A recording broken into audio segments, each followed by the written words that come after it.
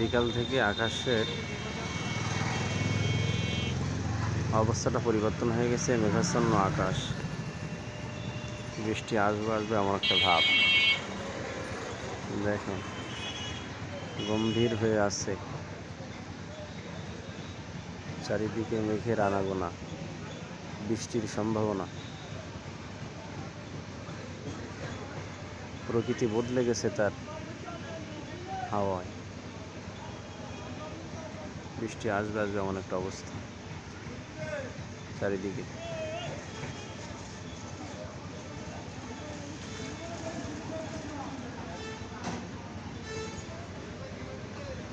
মুম্বাইয়ের অবস্থাটা এমন হয়ে গেছে।